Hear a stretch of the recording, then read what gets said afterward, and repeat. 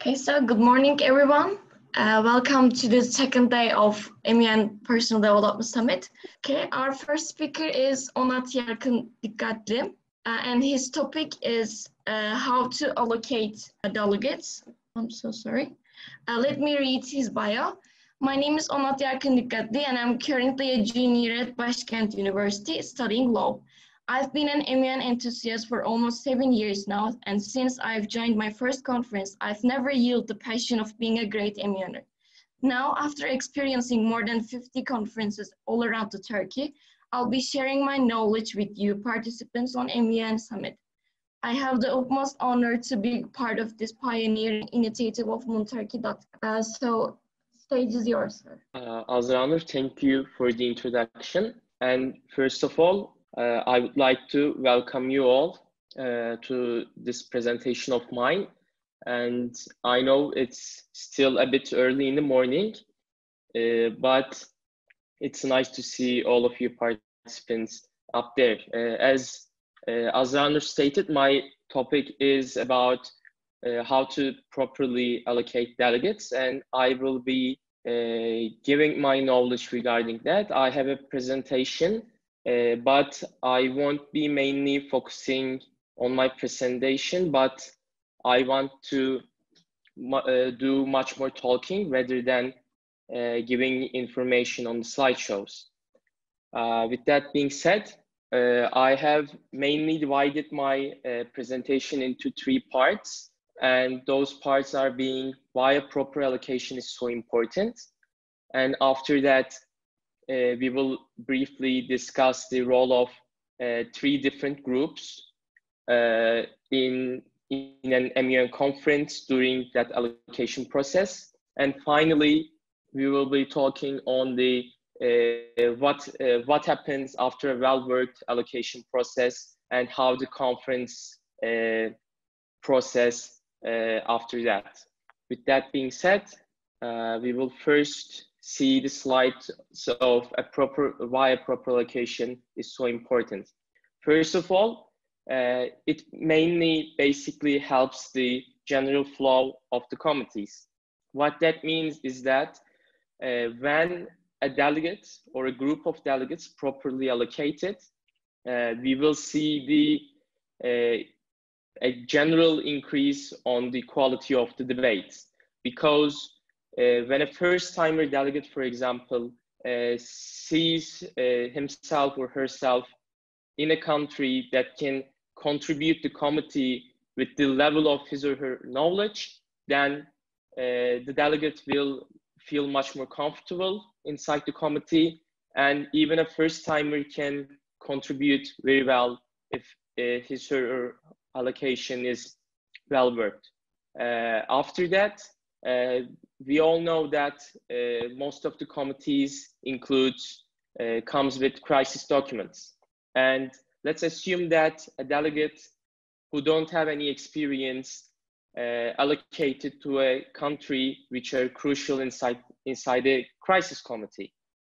What happens during those crises if delegate has no knowledge regarding the basic principles of a model UN conference, or just about the general knowledge, then the crisis documents that will brought to you by the academic team will have no result, no impact inside the committee.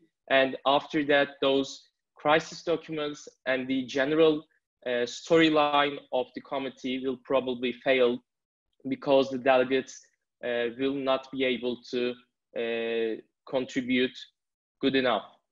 And of course, that will affect the quality of the resolution papers as well, because most of the time we expect certain delegates to lead the committee to have a comprehensive draft resolution paper so that the committee won't fail. But what happens if all the allocation process is failed in a way that the delegates cannot contribute to the resolution papers? It will end up making only probably having 6 or 7 clauses that won't actually solve anything everything regarding the committee and the main topic. And those clauses that I said mainly affects the overall experience that the delegates and the chairs will have. The delegates will probably will feel bored, probably the first timers most of the time, and they probably will feel lost inside the committee, and without a certain guide or help, they do not have anything much to do with a bad allocation process. And of course, this affects the committee board members as well, aka the chairs, because we all know that the chairs will always want to see a delegate who are constantly contributing to the committee, so that the chair will not have to guide the delegates, but only lead them where it should be led. And this brings a problem of overall satisfaction about the conference. A conference may have all the needs for having a good organizational conference, but when the allocation process have its own problems, most of the time the delegates and probably the observers as well will ignore most of the facts about having a good organization, but it will mainly focus on the during the day experience. Because as you already know, during Model UN conferences, you can do everything right as an organizational conference, but the main thing ends inside the committees, and the delegates and also chairs and undersecretary generals should look inside the committee if a conference is successful or not. And that's the most important aspect for having a comprehensive good conference. And secretary generals, while they're creating their academic teams and making their allocations, they will feel a much more satisfied because the delegates will leave the conference of theirs with a smile on their faces if they have the proper chance to express themselves in a good country or a good character that they can contribute with. Up next, we have the role of 3 different groups during allocation process. This is very important because most of the participants think that only the academic team or the secretary general, deputy secretary general deals with the allocation process. Yes, in the end, the academic team decides which countries will be allocated and which countries will not. But the thing is that all of these 3 different groups will work comprehensively so that everything can go fluently during the allocation process. Up first, we have the academic team. Of course, many weeks ago, before a conference starts, Undersecretary General creates an allocation list for their committees, for their storylines, which they believe those countries are the best fit for their stories and how the committee went. And after that, Secretary General approves the main list, and they expresses their feelings on which parts can be improved with a certain country allocation or not. Up next, we have the organization team, which is a very important aspect for the allocation process as well, seeing as the delegates, before coming to the conference, most of the time interacts with the public relations team and also probably the Director General. So the Director General and the PR team has to understand what a committee needs, and also while interacting with the delegates and observers and head delegates, they should always understand the facts and tell those facts to the Secretary General or the academic team, so that the academic team will later decide best for those specific committee allocations. And lastly, we have the role of observers and head delegates. Mainly during the MUN conferences, we see that we have delegation applications rather than individual applications. During the individual application process, it's much easier to allocate a delegate to the right spot inside a certain committee, because we see the main experiences of that individual delegate application, and most of the time we can already see the preferred committee of that delegate, so that it's a much easier process. But when it comes to the delegation applications, we have to communicate with the observers or head delegates. Otherwise, let's assume that we do have a 10 to 15 delegates application in a single delegation. There is no way to know exactly which delegate chooses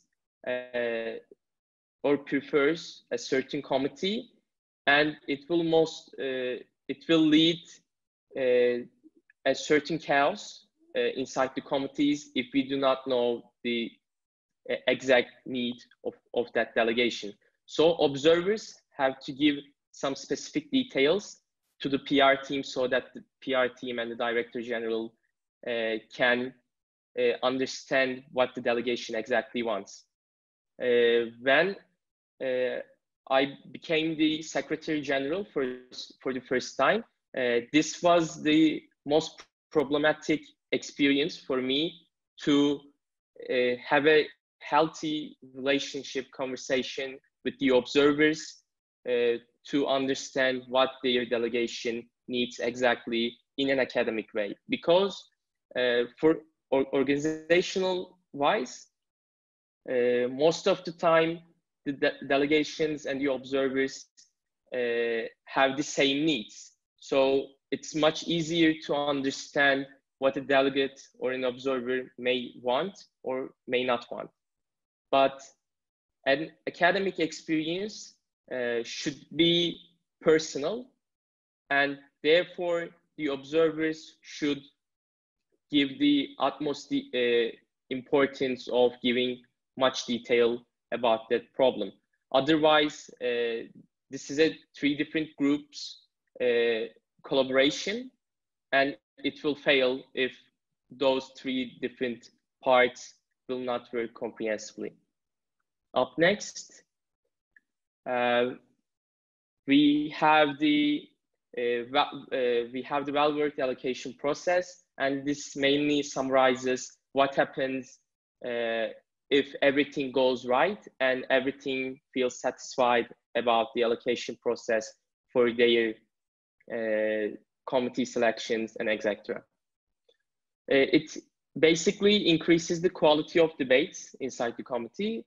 When I first stated in my presentation, in my first slide, that the general flow will affect the whole committee, that's what I'm trying to mention, because if a delegate, it doesn't matter if it's a first timer or an experienced one or not, it will feel less pressure on him or her, so that he can express his feelings about that specific topic.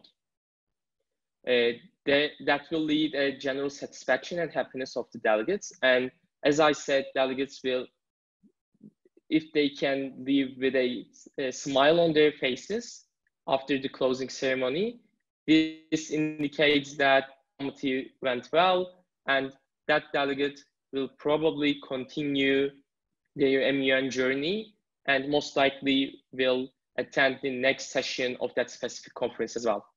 It also leads to a police chairs and undersecretary generals. With chairs, it's pretty much the same experience with delegates as well, because a chair always would like to see a nice committee that they can lead. But it's a bit of a different situation when it comes to the undersecretaries general, because there's certain work that had to be done before the conference, and undersecretaries general would like to see that work will affect the committee in a good manner. Otherwise, they won't feel the satisfaction as well, because we are seeing nowadays some undersecretaries general giving their weeks, months to write a comprehensive study guide that can contribute to committee. But if the allocation process goes wrong and that study guide cannot be understood correctly, then the undersecretaries general won't feel satisfied as well. And this is, I believe, an important part for the ones who wants to make their own conference in a way, as a secretary general, perhaps, the relief of the secretary general. We all know that it's a very stressful process to organize an MUN conference, especially if you're the secretary general. And you all want to see a good committee because that's what mainly the secretary general deals with inside the conference mainly. While director general making all the organizational needs possible, secretary general is expected to make good committees so that every single delegate who are contributed to this conference will leave this conference in a good way. So that stress relief is the most crucial aspect for me in a MUN conference. If the allocation process goes right, most of the stress factor will leave the shoulders of the secretary general. And as an overall, we know that if those parts in an academic way goes all right, an academically appreciated conference that people will envy will be created by you. And after some weeks, months, and years, people will still remember that specific conference that you have created in a good way, that every single delegate, as a first timer or not, will feel the satisfaction of how a good committee should went. That's the main parts that I would like to discuss, and I already believe that I consume most of my time, but seeing as my presentation is now completed, I may answer your questions if there are any. Thank you all for participating the presentation of mine. Thank you very much. There are two questions on chat box. I can read it if you want. Should the allocation be made while applications are open or after the applications are closed? I'm sorry, if you can repeat the question, please. Should the allocations be made while applications are open or after the applications are closed? That's actually a good question, because there is no one correct answer regarding that. Even though I believe that the allocations should be made after the applications are closed. Most of the time, if the conference in an organizational way, in a tight schedule, there won't be enough time to close the applications, then make the allocations. In a perfect world, it should be done that way, but we all know that during Model UN conferences, there are certain flaws and certain delays that the organization team has to deal. So if that's the case, then there isn't any problem that the allocations can be made after the applications or closed or not. That's my answer. Is there any way to fix wrongly allocated committee after the conference start? Most of the delegates do not want to change their allocations as they have started to get prepared for the allocated country and committee. That also depends to conference. I do not recommend any allocation changes after the conference starts. It usually brings much difficulty to both the organization team, the academic team, and the delegate as well, as the question already stated that most of the delegates come already prepared for that specific committee or topic. But what I can recommend is that before the conference starts, every head delegate or observer should interact with their delegates so that if there aren't any police delegates, before the conference starts, there can be last-minute alterations. But after the opening ceremony started or the first day of the conference, it will only probably give confusion inside the area, seeing as the first days of the conference are already hard enough for all the participants, especially the organization team as well. So I do not recommend that as an overall.